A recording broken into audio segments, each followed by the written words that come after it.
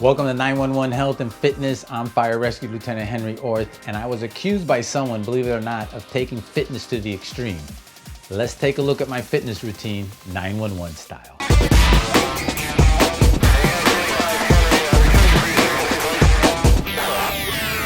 So let's jump right into it. This is about as extreme as my fitness gets. Walking on the beach on a windy day.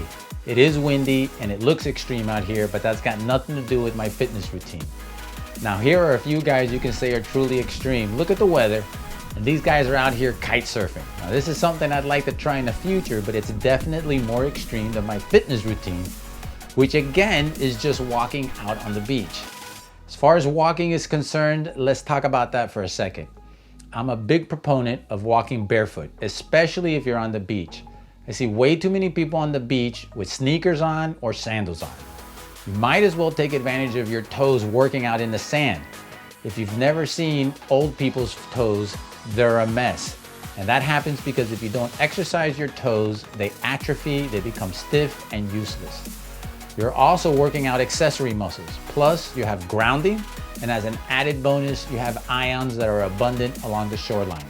So remember, as far as cardio is concerned, we're looking at 2 to 3 walks, preferably 3 a week, 40 minutes each, and you're done.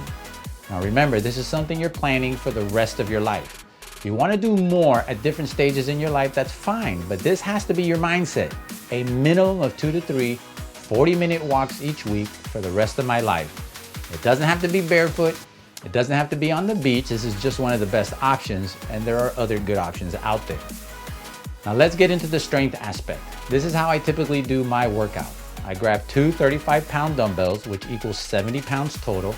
I put them on my shoulder, and I do 3 sets of 15 squats. This works out pretty nicely. It's easy, and it also feels pretty good.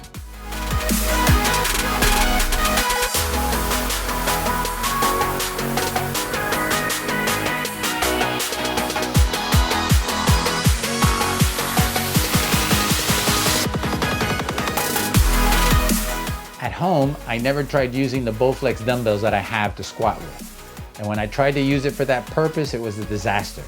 So I don't recommend using the Bowflex weights for squatting, but for the other exercises, it's really nice because they're compact and the weight is adjustable. Previously, I had been using the 20-pound slam balls that I have to squat with, and that works out great. I grab the first one. Let's get this one out of the way. And then I'll just come over here to the shelf. You can probably see it from the back. And I just let it roll right under the shoulder. And there you go. So that way I can do it nice and easy. And so this is the way I would do my squats. Nice. And get a deep squat.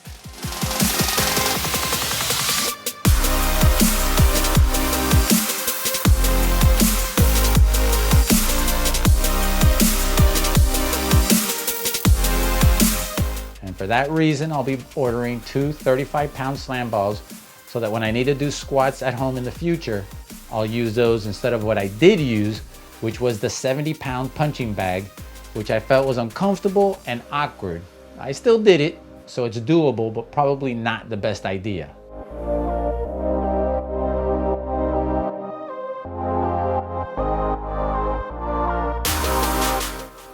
Now the reason why I chose this weight is because as a firefighter, our bunker gear with our breathing apparatus is 75 pounds. This is the same weight for everyone who's a firefighter, whether you're 20 years old or 60 years old, whether you're a man or whether you're a woman.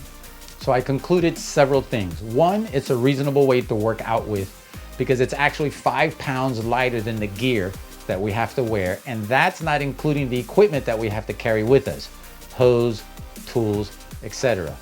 And if a 60-year-old firefighter, male or female, has to do it, then it's probably a good weight to work out with for the rest of my life. Moving on from there, I chose to use the same weight on the bench, 70 pounds. I actually do 3 sets of 20, but as a note, it's definitely easier with the barbell than it is with the dumbbells, so I just like to switch it up.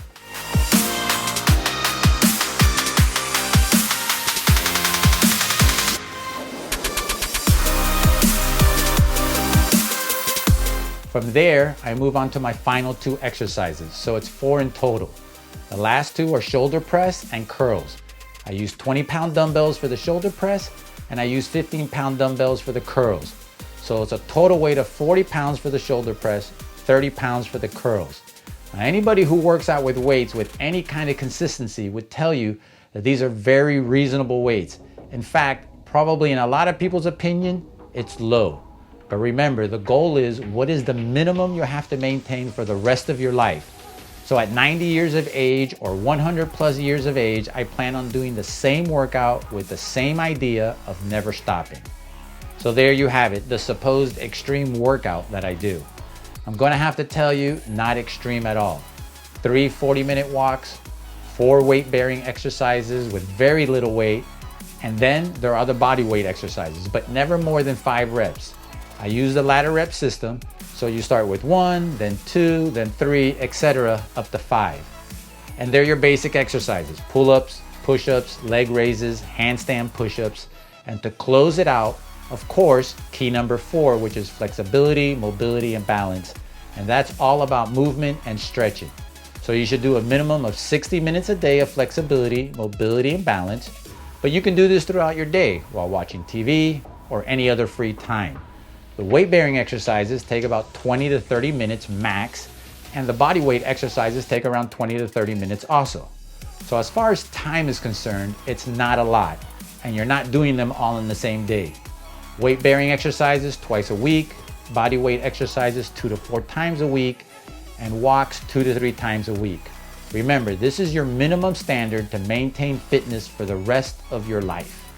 All right, everyone, there you have it. Hopefully you enjoyed this video. Let me know in the comments below what you think.